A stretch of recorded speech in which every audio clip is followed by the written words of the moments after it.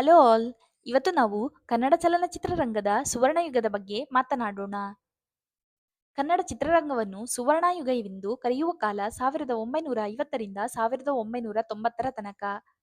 ಈ ಅವಧಿಯಲ್ಲಿ ಅಜರಾಮರ ನಟರು, ಸಶಕ್ತ ನಿರ್ದೇಶಕರು, ಅದ್ಭುತ ಸಂಗೀತ ಹಾಗೂ ಸಾಹಿತ್ಯಾಧಾರಿತ ಕಥೆಗಳು ಕನ್ನಡ ಸಿನಿಮಾಗಳಿಗೆ ವಿಶಿಷ್ಟತೆಯನ್ನು ತಂದವು. ಅದು 1950ರ ದಶಕ. ಆಗಿನ ಕಾಲದಲ್ಲಿ ಕನ್ನಡ ಚಿತ್ರರಂಗವು ನೆಲಗಟ್ಟುವ ಕಾಲವಾಗಿತ್ತು. ಡಾಕ್ಟರ್ ರಾಜ್‌ಕುಮಾರ್ ಅವರು ಬೇಡರ ಕಣ್ಣಪ್ಪ ಚಿತ್ರದ ಮೂಲಕ ಕನ್ನಡ ಚಿತ್ರರಂಗವನ್ನು ಪ್ರವೇಶಿಸಿದರು. ಬೇಡರ ಕಣ್ಣಪ್ಪ ಚಿತ್ರವು 1954ರಲ್ಲಿ ಬಿಡುಗಡೆಯಾಯಿತು. ಈ ಕಾಲದಲ್ಲಿ ಪುರಾಣ, ಐತಿಹಾಸಿಕ ಹಾಗೂ ಸಾಮಾಜಿಕ ಚಿತ್ರಗಳು ಹೆಚ್ಚಾಗಿ ನಿರ್ಮಾಣಗೊಂಡವು. ಎಚ್.ಎಲ್.ಎನ್ ಸಿಂಹ, ಬಿ.ಆರ್. ಪಂತುಲು ಮೊದಲಾದ ನಿರ್ದೇಶಕರು ತಾಂತ್ರಿಕ ನವೀನತೆಯನ್ನು ಈ ಕಾಲದಲ್ಲಿ ತಂದರು. ಅದು 1960. ಆ ಕಾಲದಲ್ಲಿ ಡಾಕ್ಟರ್ ರಾಜ್‌ಕುಮಾರ್ ಅವರ ಯುಗವೆಂದೇ ಕರೆಯಲಾಗುತ್ತಿತ್ತು.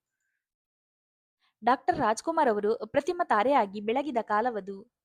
ಸತ್ಯ ಹರಿಶ್ಚಂದ್ರ, ಭಕ್ತ ಕುಂಬಾರ ಹೀಗೆ ಅನೇಕ ಕ್ಲಾಸಿಕ್ ಚಲನಚಿತ್ರಗಳು ಬಿಡುಗಡೆಯಾದ ಕಾಲವದು. ಸತ್ಯ ಹರಿಶ್ಚಂದ್ರ ಚಲನಚಿತ್ರವು 1965ರಲ್ಲಿ, ಭಕ್ತ ಕುಂಬಾರ ಚಲನಚಿತ್ರವು 1969ರಲ್ಲಿ ಬಿಡುಗಡೆಯಾಯಿತು. ಹೀಗೆಯೇ ಕಲ್ಯಾಣ್ ಕುಮಾರ್, ಉದಯ್ ಕುಮಾರ್, ನರಸಿಂಹರಾಜು ಹೀಗೆ ಅನೇಕ ನಟರು ಅನೇಕ ಸಾಧನೆಗಳನ್ನು ಈ ಕಾಲದಲ್ಲಿಯೇ ಮಾಡಿದ್ದರು. ರಾಜನ್ ನಾಗೇಂದ್ರ, ಪಿ.ಬಿ. ಶ್ರೀನಿವಾಸ್ ಅವರ ಗಾನ ಕನ್ನಡಿಗರ ಹೃದಯ ಗೆದ್ದವು. 1970ರ ದಶಕ. ಆಗಿನ ಕಾಲದಲ್ಲಿ ಸಾಹಿತ್ಯ ಮತ್ತು ವಾಸ್ತವಿಕತೆಗೆ ಹೆಚ್ಚು ಒತ್ತು ನೀಡಲಾಗಿತ್ತು. ಪುಟ್ಟಣ್ಣ ಕಣಗಾಲ್ ಅವರ ನಾಗರಹಾವು, ಶರಪಂಜರ, ಗೆಜ್ಜೆಪೂಜೆ ಮುಂತಾದ ಚಲನಚಿತ್ರಗಳು ಬಿಡುಗಡೆಯಾದ ಕಾಲವದು.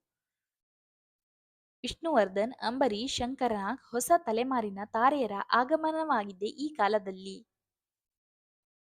ಸಮಾನಾಂತರ ಸಿನೆಮಾ ಚಳುವಳಿ ಕನ್ನಡದಲ್ಲೂ ಬಲಪಡೆದಿತ್ತು.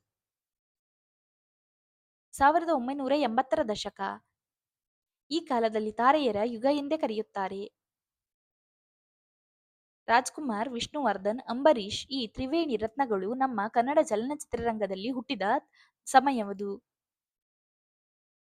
ಕೌಟುಂಬಿಕ ಕಥೆಗಳು, ಭಾವನಾತ್ಮಕ ಚಲನಚಿತ್ರಗಳು, ಸಂಗೀತ ಕಥಾವಸ್ತುಗಳ ಯುಗವಾಗಿತ್ತು. ಅಜರಾಮರ, ಎರಡು ಕನಸು, ರಂಗನಾಯಕಿ, ಚಲಿಸುವ ಮೋಡಗಳು ಮುಂತಾದ ಚಿತ್ರಗಳು ಈ ಕಾಲದಲ್ಲಿಯೇ ಬಿಡುಗಡೆಯಾದವು.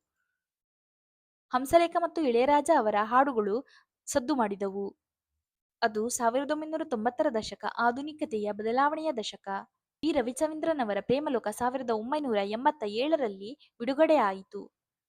ಹಾಗೆಯೇ ಈ ಚಿತ್ರವು ಆಧುನಿಕ ಪ್ರೇಮ ಕಥೆಗಳ ಆರಂಭವನ್ನು ನೀಡಿತು.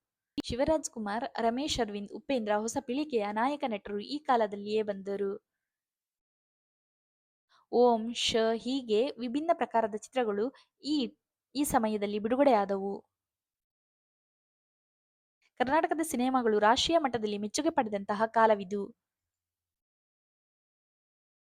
ಈ ಸುವರ್ಣಯುಗದ ವೈಶಿಷ್ಟ್ಯಗಳೇನೆಂದರೆ ಡಾಕ್ಟರ್ ರಾಜ್‌ಕುಮಾರ್ ಕನ್ನಡ ಚಲನಚಿತ್ರರಂಗದ ಸಿಂಹಾಸನ. ಪುಟ್ಟಣ್ಣ ಕಣಗಾಲ್ ಅವರು ಕಥಾನಾಯಕನಿಗಿಂತ ಕಥೆಗೆ ಮಹತ್ವ ನೀಡಿದ ನಿರ್ದೇಶಕರಾಗಿದ್ದರು.